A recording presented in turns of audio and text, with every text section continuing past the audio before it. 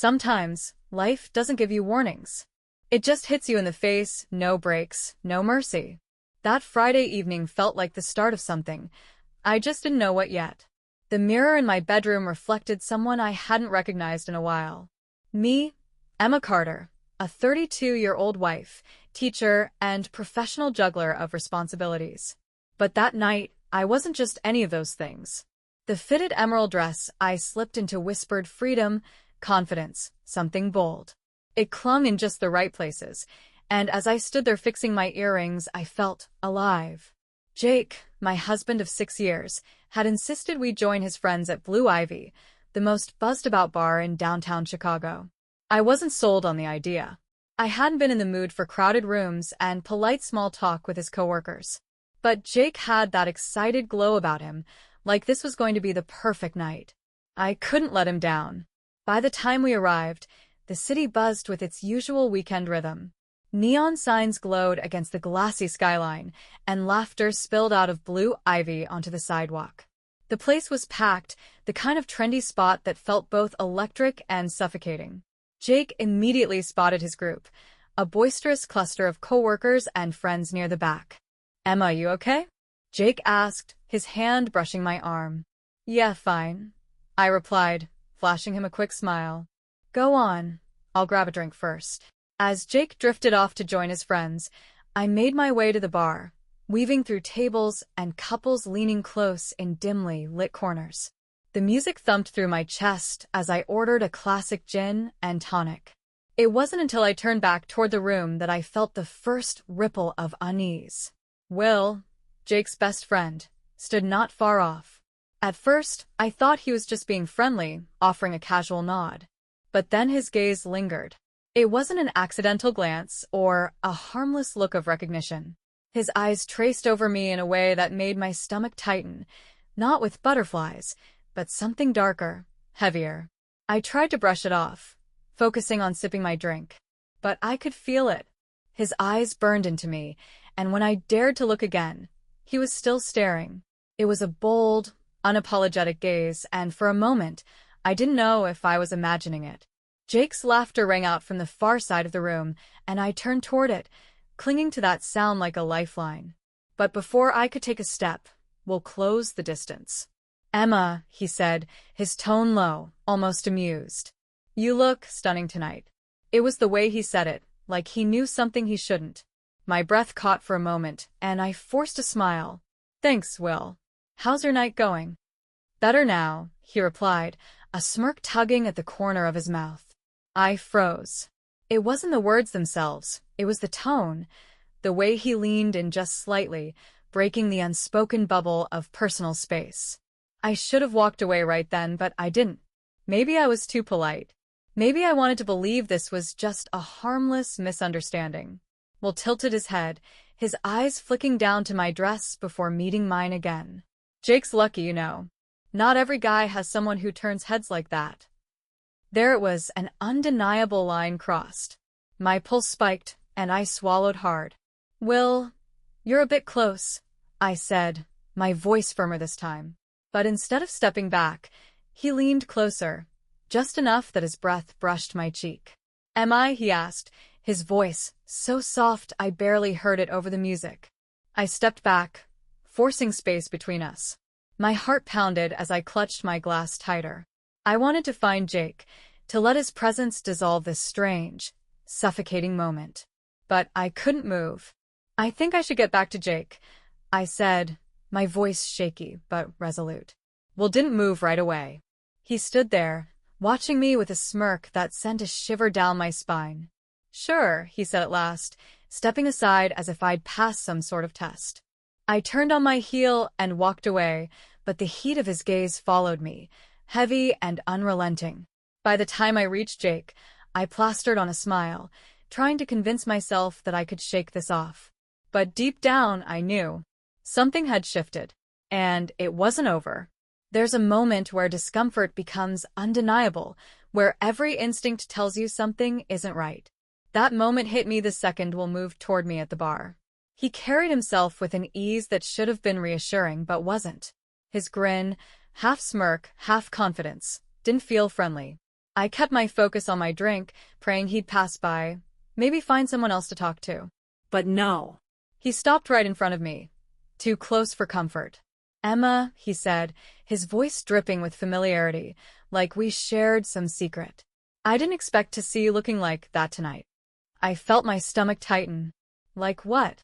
I asked, forcing a polite smile and pretending I didn't understand what he meant. "Like you're here to steal the show," he said with a chuckle, his eyes scanning me in a way that made my skin crawl. I laughed nervously, brushing it off.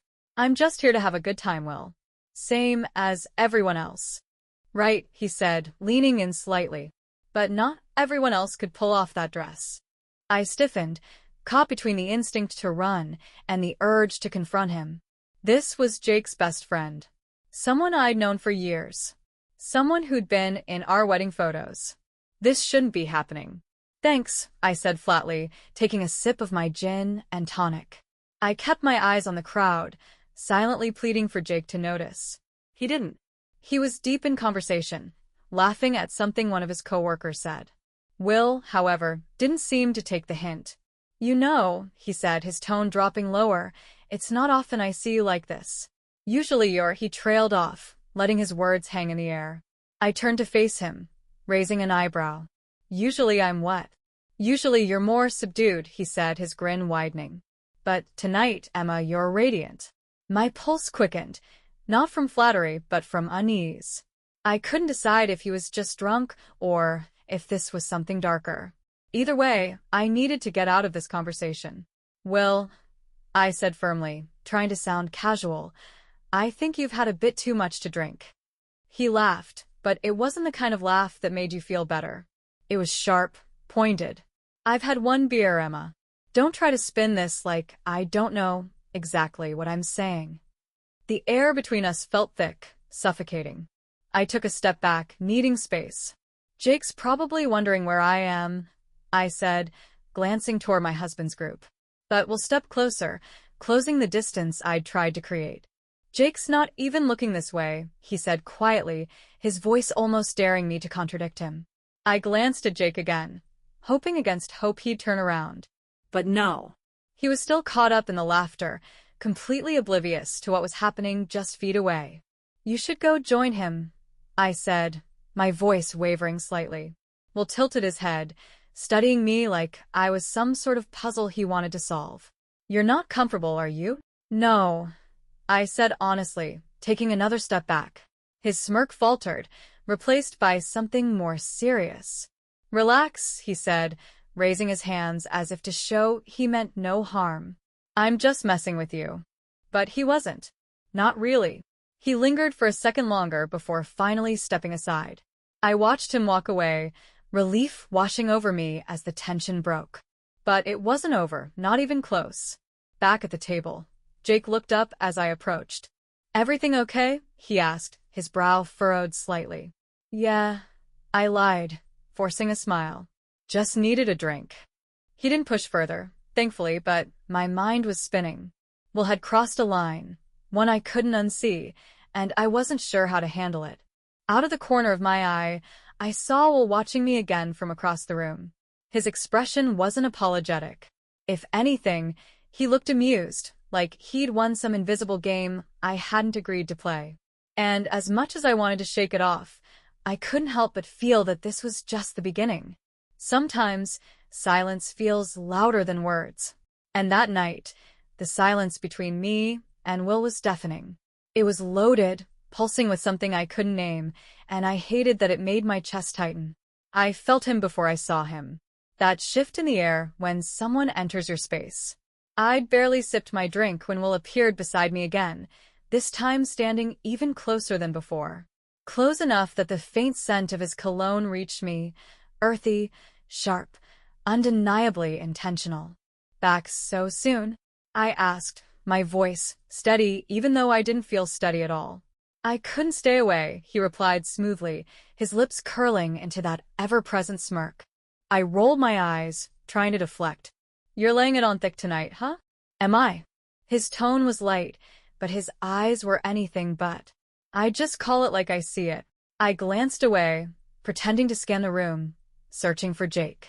He wasn't looking. Of course, he wasn't. Will stepped even closer, his shoulder brushing mine. I stiffened, but he didn't seem to notice, or maybe he did, and he just didn't care. You've got everyone staring, he said, his voice low enough that I had to lean in slightly to catch it. But they don't see the way I do.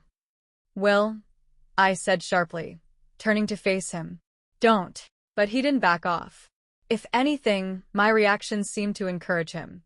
He tilted his head, studying me like he was trying to figure out my breaking point.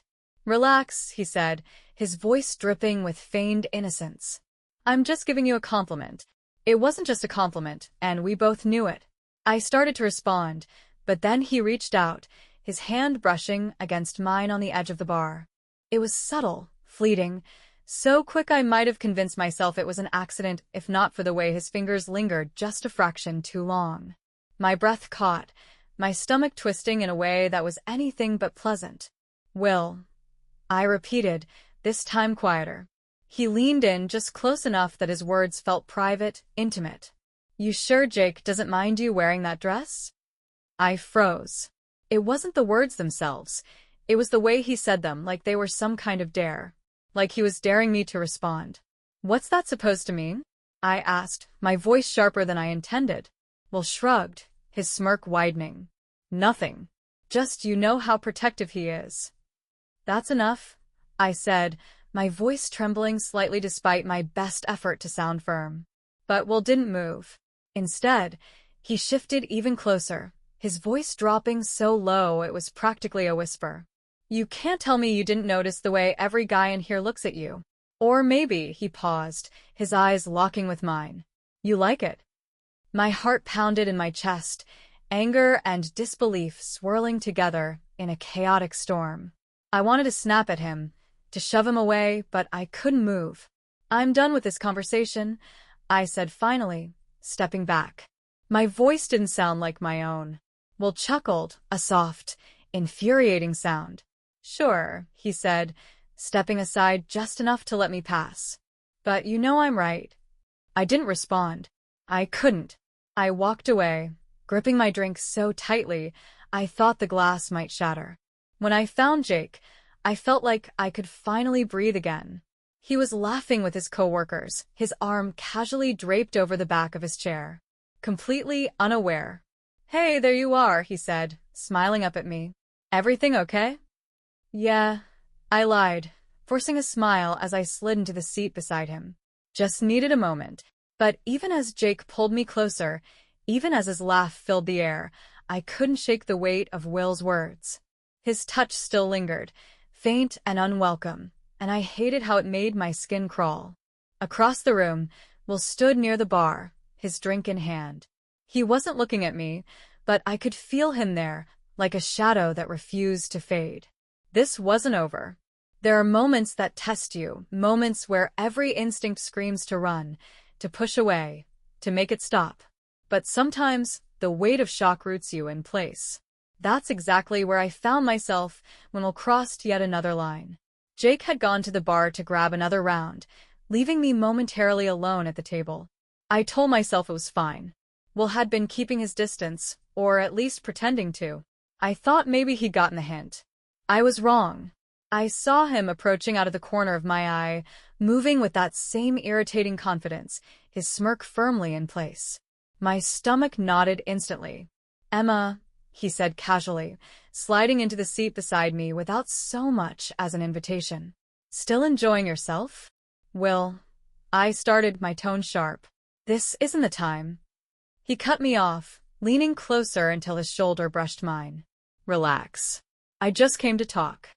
About what? I asked, crossing my arms, trying to create some sort of barrier between us. He tilted his head, as if considering his answer. About how a night like this can feel predictable. Don't you think? I stiffened, instantly on edge. What's that supposed to mean? Come on, Emma, he said, his voice dropping to that low, almost conspiratorial tone. The same people, the same conversations. Doesn't it ever feel stale? I opened my mouth to respond, but before I could, his hand grazed my lower back, his fingers lingering just long enough to make my breath hitch. Will, stop, I said firmly, shifting away. But he didn't listen. He leaned in even closer, his lips dangerously near my ear. What if we made tonight a little more interesting? Interesting. My voice was barely above a whisper, and my hands curled into fists at my sides. He chuckled softly, his breath warm against my skin. You and me. We could slip out of here, just for a little while. Jake doesn't have to know. My heart stopped. The sheer audacity of his words left me frozen, unable to comprehend what he'd just suggested. He couldn't be serious. You're out of your mind, I said, forcing the words out, my voice shaking with equal parts anger and disbelief. Am I? He replied smoothly, leaning back just enough to meet my eyes. Or am I just saying what we're both thinking? I stared at him, horrified. We're not both thinking it, I snapped. Not even close. He shrugged, his smirk unfazed. You're tense, Emma. You need to loosen up. One night. That's all I'm saying. His hand moved again, this time settling on my waist. It wasn't subtle. It wasn't accidental. And it was the final straw. Get your hand off me, I hissed, my voice low but furious. For a moment he didn't move, and I thought I might actually scream. But then he leaned back, raising his hands in mock surrender. All right, he said with a laugh. No need to make a scene. A scene. That's what he was worried about. Not the way he'd disrespected me, not the way he'd disrespected Jake, but whether anyone was watching. I stood abruptly, my chair scraping against the floor. My heart was pounding so hard, I thought I might faint, but I needed to get away from him. Emma, he called after me, his tone laced with amusement. Don't be mad. I was just teasing. Teasing? The word felt like a slap in the face. I didn't stop to respond. I didn't even look back. I wove through the crowd, my breaths coming in short, shallow bursts, until I found Jake at the bar. Hey, he said, smiling when he saw me. Everything okay? Fine, Ilid, forcing a smile. Just needed to stretch my legs. He handed me a drink, oblivious to the storm raging inside me. I wanted to tell him everything, to grab him by the arm and make him look at Will, to demand that he see what I was dealing with. But I couldn't. Not yet. Across the room, Will was watching, his expression smug and unreadable. I could still feel the weight of his hand on my waist, the heat of his breath, the words he'd whispered. It wasn't just a bad joke or a misunderstanding. It was a threat, an invitation, a line he'd crossed without hesitation. And I had no idea what to do next. It was like time slowed down. The noise of the bar faded, the laughter, the music, the clinking glasses, all of it blurred into a low hum. All I could focus on was Will and the suffocating weight of his words. Emma, he said softly, his voice meant only for me. Don't look at me like that. You know what I'm saying makes sense. Just one night. Nobody will know. He was so close, too close. His hand still rested on my waist, his touch deliberate and firm, like he was daring me to stop him. My breath hitched, a mix of anger, disbelief, and panic swirling inside me. Will, I said, my voice trembling but sharp. Let me go. For a moment he didn't move, his smirk unwavering. His hand lingered, and I could feel my pulse pounding in my chest. My entire body screamed for me to push him away, to shout at him, to cause a scene if I had to. But I was frozen. Relax, he said, his tone too smooth, too casual. It's just us talking. What's wrong with that? What's wrong? I snapped, finally stepping back and breaking his hold. Is that you don't seem to understand boundaries. You're way out of line. His smirk faltered for the briefest second, but it returned just as quickly, sharper, colder.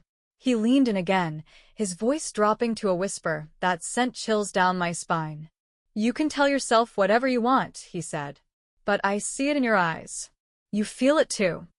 The audacity of his words hit me like a punch. My chest tightened, my fingers trembling as I gripped the edge of the bar. You're insane, I managed to say, my voice barely audible over the roar of blood in my ears.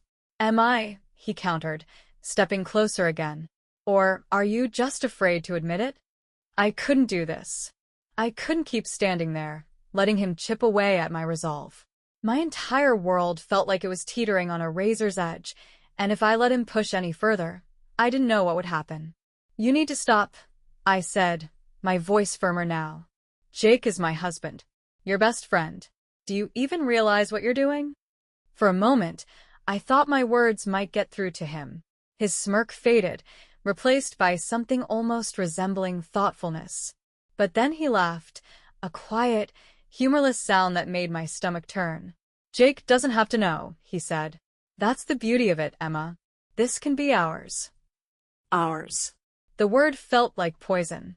You're disgusting, I said, my voice shaking with anger now. Do you even hear yourself? Will didn't flinch. He just tilted his head, his eyes narrowing as if he was trying to read my mind. You can hate me all you want, he said. But it doesn't change the fact that I see you. I see the way you look at me when you think no one's watching. Don't pretend you haven't thought about it. My hand clenched into a fist at my side, my entire body trembling with rage and humiliation. You're wrong, I spat.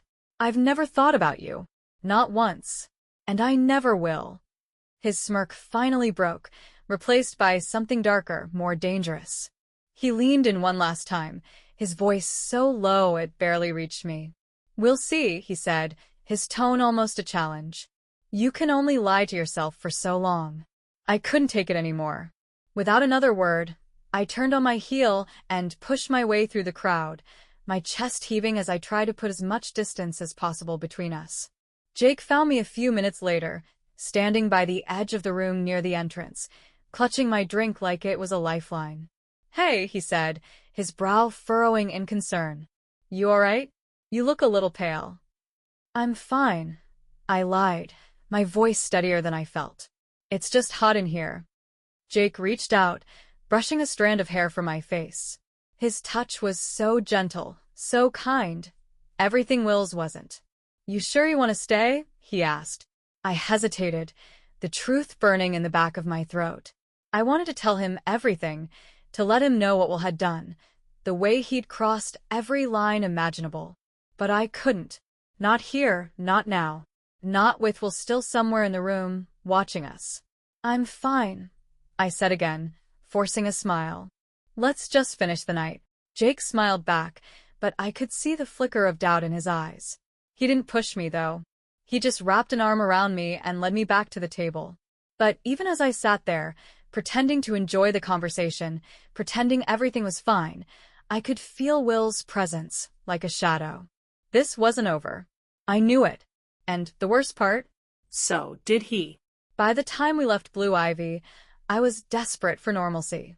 The fresh night air hit me like a slap, and I inhaled deeply, hoping it would flush out the toxic weight of Will's presence. Jake held my hand as we walked to the car, laughing about something one of his coworkers had said.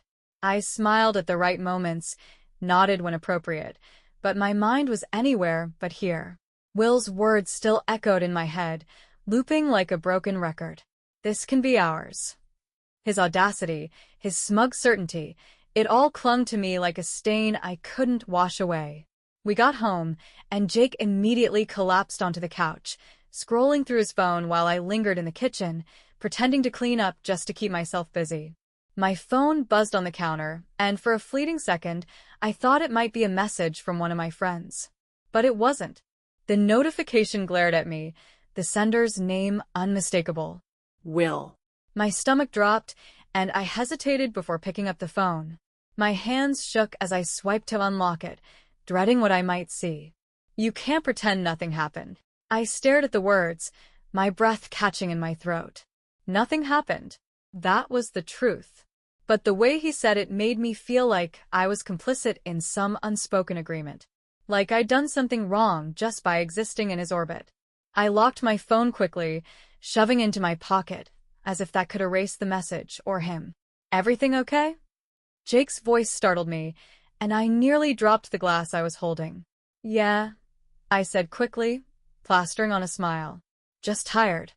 Jake raised an eyebrow, but he didn't push. Come sit with me, he said, patting the spot next to him on the couch. I wanted to. I wanted to sink into the safety of his presence, let the sound of his voice drown out the turmoil in my head. But I couldn't shake the feeling that Will's shadow had followed me home. The next morning, I woke up early, hoping the sunlight might somehow purge the unease that had settled deep in my chest. But as I stood in the kitchen, sipping coffee and staring out the window, my phone buzzed again. It was him. "You're thinking about it. I know you are." I clenched the phone so tightly, I thought it might crack. How could he do this? How could he act like this was some mutual secret we were sharing? For the rest of the day, I tried to keep myself distracted. I cleaned, ran errands, even went to lunch with a friend. But no matter what I did, I couldn't escape the weight of Will's message. Every time my phone buzzed, my heart jumped, even when it wasn't him.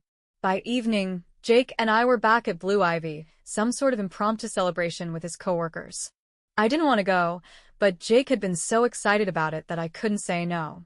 When we walked in, I immediately scanned the room, my chest tightening when I spotted Will near the bar. He wasn't looking at me, not yet, but the tension in the air was palpable. I tried to focus on Jake, on the conversation around me, but it was impossible. Every time I glanced up, Will's eyes were on me. Not constant, but calculated, like he was waiting for the exact moment I would notice. It was suffocating. "Emma," Jake said, breaking me out of my thoughts. "You okay? You've been quiet." "Just tired," I said again, the life feeling heavier with every repetition. Jake frowned slightly, but before he could say anything, someone called his name, and he was pulled into another conversation. I exhaled quietly, trying to steady myself, but my hands were still shaking. It wasn't long before Will made his move. He waited until Jake's back was turned, then slipped into the space beside me, his presence like an unwelcome ghost. "You're good at pretending," he said softly, his voice low enough that only I could hear. I didn't look at him. "Go away, Will." "Is that really what you want?" he asked, leaning in closer. His tone was calm, but there was an edge to it, like he knew exactly how much power he held in this moment. I turned to face him, my anger finally bubbling to the surface. "Yes," I said firmly, my voice barely louder than a whisper. "It's exactly what I want. Leave me alone." His smirk faltered, but only for a second. "You can't ignore this forever, Emma," he said, his eyes locked on mine. "You know that, don't you?" I felt the air leave my lungs, my resolve wavering for just a moment before I turned and walked away. I didn't care if anyone saw. I needed to get out of there. As I stood outside in the cool night air, I tried to catch my breath. My heart was racing, my hands trembling, and the weight of Will's words still hung heavy over me. This wasn't just a bad night or an awkward misunderstanding. This was a battle I hadn't asked for, one I wasn't sure how to fight. And, as much as I wanted to believe it was over, I knew deep down it wasn't. You'd think time would make it easier. That if you could just hold on long enough, the knots in your chest would untangle, and the weight on your shoulders would ease. But time didn't heal this. It only magnified the cracks. I hadn't spoken to Will since that night at Blue Ivy. After his last attempt to corner me, I ignored every message, every unspoken threat lingering in his smug glances. But silence didn't erase what happened. It didn't take away the guilt that clung to me, or the way Jake's touch now felt heavy instead of comforting. It started small. Jake would catch me zoning out at dinner or fidgeting with my phone, and I'd feel his eyes on me, studying me like I was a puzzle he couldn't solve. "Everything okay?" he'd ask, his voice careful, like he already knew the answer. "Yeah, just tired," I'd reply, the lie tumbling out on autopilot. But it wasn't just tiredness, and we both knew it. I wasn't sleeping. Every night, I'd lie awake staring at the ceiling, the weight of Will's words circling in my mind. You can't pretend nothing happened. And the worst part? He was right. Nothing had physically happened, but that didn't matter. What mattered was the lingering question of what if. The guilt of knowing I'd let the situation escalate as far as it did, the shame of freezing when I should have walked away. One night, Jake came home late from work. I was sitting on the couch, staring at a TV show I wasn't really watching. I didn't even hear him come in until he spoke. "Emma," he said softly, and I turned to see him standing in the doorway, his tie loosened, his brow furrowed. "Hey," I said, forcing a smile. "How was work?" He didn't answer right away. Instead, he walked over and sat down beside me, his hand resting on my knee. "You've been distant," he said finally, his tone gentle but firm. "What's going on?" My heart skipped a beat, panic flooding my chest. "Nothing," I said quickly. "I've just been stressed." Jake tilted his head, his eyes narrowing slightly. "Stressed about what? You can talk to me, you know." I looked away, my throat tightening. How could I possibly tell him? How could I explain that his best friend had crossed every line imaginable, that I'd been too stunned, too weak to stop it sooner? That every moment of silence since then had been a wall between us, growing taller by the day? "I'm fine," I said, my voice barely above a whisper. "Emma," he said again, more insistent this time. "You're not fine. I know you. Something's wrong. Please, just tell me." I wanted to. God, I wanted to spill everything, to let him see the storm that had been tearing me apart. But the words wouldn't come. "I can't," I whispered, tears welling up in my eyes. Jake's face softened, but the concern in his eyes only deepened. "Why not?" "Because it would destroy us. Because if I told him, he'd never look at me the same way again. Because I couldn't bear to see the hurt in his eyes." "Just trust me," I said, my voice breaking. "Please, Jake. Just trust me." For a long moment, he didn't say anything. Then he nodded slowly, his hand tightening on my knee. "I do trust you," he said quietly. "But I need you to trust me too. When you're ready, Emma. Whatever it is, just tell me when you're ready." I nodded, the tears spilling over as I leaned into his shoulder. He wrapped an arm around me, holding me close, and for a moment I felt safe. But that safety was a lie. The weeks that followed were a blur of forced normalcy. I went through the motions: work, dinner, outings with Jake. But every time I smiled, every time I laughed, I felt like a fraud. The secret sat heavy in my chest, and no matter how hard I tried to bury it, it was always there. Will, of course, didn't make it easier. I saw him at gatherings, his smirks and knowing glances like tiny daggers. He never pushed again, not directly, but his presence was enough to remind me that I couldn't escape this. One evening, I caught Jake watching me as I cleaned up after dinner. His expression wasn't angry or suspicious, just sad. It was the look of someone who knew something was wrong but didn't know how to fix it. "Emma," he said softly, and I froze, the plate in my hand trembling. "What?" I asked, my voice tight. "I miss you," he said simply. The words hit me like a punch, and I turned away quickly, blinking back tears. "I'm still here," I said, my voice hollow. "No," he said. "You're not." That night, as I lay in bed beside him, staring at the ceiling, I realized he was right. I wasn't here. Not really. Will had stolen something from me that night at Blue Ivy. My sense of peace, my trust in myself. And I had let him. Jake shifted in his sleep, his hand brushing mine, and the weight of the secret pressed harder on my chest. I couldn't keep this up. Not forever. But whether I told him or not, one thing was certain. My life, our life, would never be the same again.